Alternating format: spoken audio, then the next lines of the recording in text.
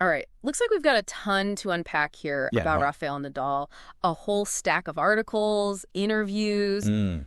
You really want to go deep on this one, huh? Oh, absolutely. More than just like, match recaps. Yeah, wait a We minute. want to get into the controversies, the Right. whole like, what can we learn from this guy? Exactly. Mm. Beyond just the wins and the trophies, like what makes him tick, Exactly. What can we all take away from his journey, both on and off the court? Yeah, I'm with you. And I've been diving into this one article Okay. all about his early years. Mm. And it's crazy how quickly he just dominated on clay. Oh, for sure. Like French Open at 19. 19 years old. Yeah. It's almost unheard of, especially at Roland Garros. Right. I mean, think about it. That level of competition at that age. Yeah. And the way he did it, too. Yeah. How was it? Nadal's game, it's built for clay. That Heavy topspin, Okay. that relentless intensity, he just wore opponents down. He turned what?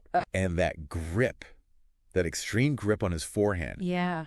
people thought it was a weakness, Oh, interesting. but he turned it into like this absolute weapon. Wow.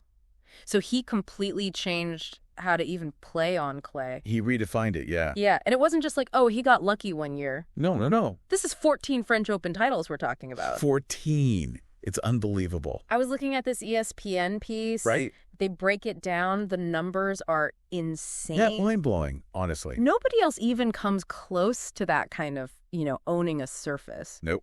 And it's that dominance on clay that really set the stage for, like, the whole Federer-Djokovic-Nadal rivalry. Oh, come on. That's got to be the best era ever, right? It's up there, for sure. I mean, you've got these three guys at the top of their game, pushing each other to get better year after year. And it made the tennis amazing. Yeah, absolutely. Technically brilliant. Yeah. So dramatic. Like it went beyond sports.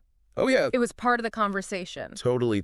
But now, I was reading this thing in The Guardian. Okay. Talking about Nadal's announcement. Right, the retirement. Yeah, 2024, probably his last season. It was a shock, for sure. Shock. Sent shockwaves through, the whole tennis world. Yeah, I think it's because it's more than just losing a great player. It is. I mean, think about what Nadal brings to the sport.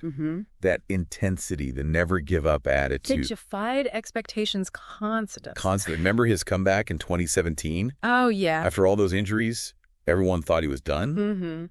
But he came back, won 2 more Grand Slams that year. That resilience, it's almost legendary. Like, did he kind of thrive on proving people wrong? Maybe. There's a bit of that in there, for sure. But, of course, his career, not all smooth sailing. Oh, right. There's this report here about that exhibition match in Saudi Arabia. Yeah. Lots of controversy around that. Definitely. And, Nadal's defense was he thinks engaging with the country will help it change for the better. It's a tough one, right? Oh, yeah. On one hand, sports can be a force for good. Right. Breaking down barriers, promoting understanding. Yeah. But then playing in a place with, a questionable human rights record, it does make you think. For sure. Is it tacit endorsement? Right. It's not a simple issue. These athletes, with their global platform, they're in a tricky spot. For sure. It's not just about showing up and playing. Nope. There's a whole lot more to consider. It makes you think about, the responsibility that comes with fame. Exactly. And speaking of scrutiny, there's all this stuff about, his comments on taxes, feminism. Oh. He says he pays 60% of his earnings in taxes in Spain. Wow. Which is a lot. It is. It's a huge amount. And it's interesting, right? Yeah. Because you often hear about athletes trying to, minimize their taxes. Right. But he's very upfront about it. Yeah. It kind of makes you think about the whole system. Is it fair? Yeah. Should high earners contribute more? It sparks a bigger conversation about wealth, social responsibility. But then, there's this quote about feminism that it caused a stir, to say the least. It did. He said, and I quote, "The term feminist is taken to extremes. I want women to earn more than men if they generate more than men." Yeah, that one rubbed a lot of people the wrong way. Yeah, didn't it? It kind of exposed, different understandings of what feminism is.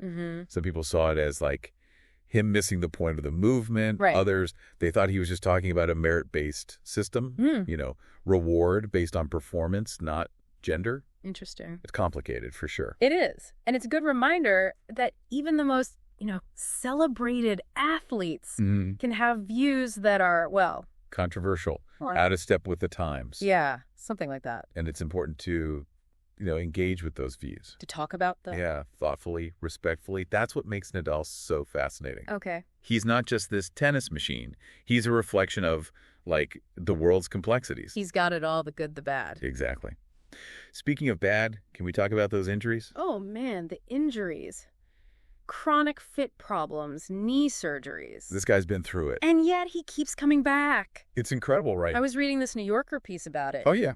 They go into his resilience, the mental toughness to play through pain. It's unreal. It's got to be more than just physical strength at that point. Oh, totally. It's mental. That determination, belief in himself. To keep going. To push through anything. And I think the best example got to be the 2022 Australian Open.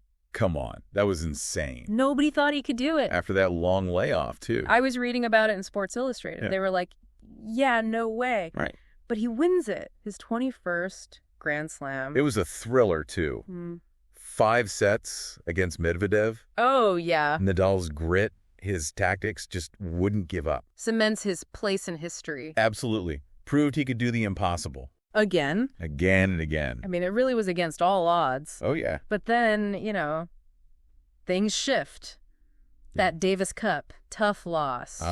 Yeah.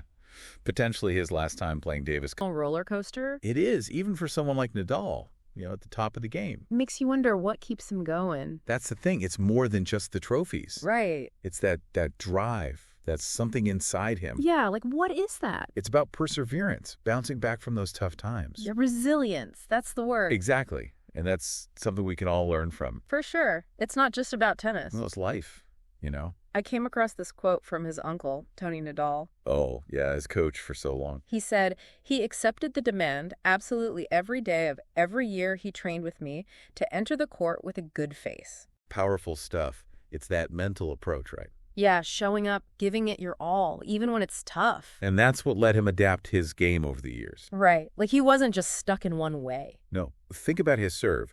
It used to be a weakness, but he worked on it, turned it into a weapon. Never settle. Never. And that's huge for anyone, Always room for growth. Exactly. Even when you're at the top. But it's more than talent, right? It's that... dedication. Yeah. I was reading this interview with Nadal. He talks about professionalism. Seriously. He says, a professional gives their best in a key moment because before that moment, there have been hundreds of thousands of small moments in which they have given their best in situations that were not as relevant. Whoa. That's deep. It's about those unseen hours. The little things. Yeah, all adding up to something bigger. So, big question then, as he's stepping away. The legacy. Is it just the 22 Grand Slams, the King of Clay? That's part of it, for sure. But what about, the stuff off the court? Right. Those actions, those statements. Yeah. It's all going to be part of how he's remembered. Will that Saudi Arabia match always be there? Yeah. And those comments on feminism. It's complicated, right? It is. He's got the amazing achievements. But also these things that, they spark debate. Makes you realize even our heroes, they're complex. They are. They've got flaws, contradictions. And that's important to see, the whole picture. Absolutely. It's not black and white. It's Nadal's journey, the good with the bad. And that's what makes it so human, It makes you think about the person behind the icon. Exactly. And his story, it's not over. True. He's just moving on to something new. So what's next? Will he keep speaking out on those causes? Will he mentor younger players? Maybe he goes completely private, family time. We'll see. But one thing's for sure, he's left his mark. Oh, absolutely. On tennis, on sports, beyond that even. He showed us what you can do when you combine, talent, dedication. Yeah, that resilience, striving for excellence. Yeah. It's inspiring. It is. Yeah, you really start to think about the person, and I wonder, how does Nadal see his own legacy? Ooh, that's a good one. Does he think about it that way? I bet he does, Yeah, especially now with this transition. It's easy to focus on the wins, the titles. Right. But I think Nadal, he gets it. It's more complicated than that. Especially with, all the scrutiny. Oh, yeah. Every move, every word gets analyzed. Like we talked about Saudi Arabia, the feminism comments. It sparked a lot of debate. People questioned him. And that stuff doesn't just go away because he retires. Sure. It'll be part of his story forever. Makes you think, how does he deal with that?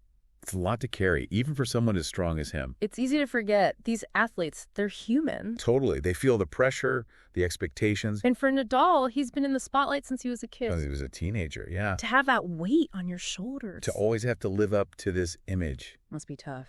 It is. And we only see the surface, you know. Right. Who knows what's going on inside? We all have our own battles, our own struggles. So with Nadal, it's going to be the whole picture, right? Yeah. The triumphs, the controversies, the good and the bad. It all makes him who he is. It's what makes it real.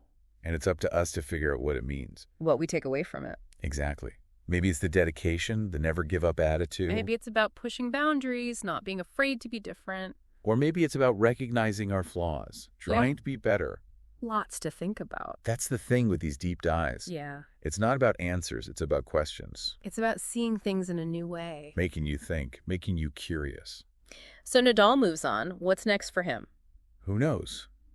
But we're grateful for what he gave us.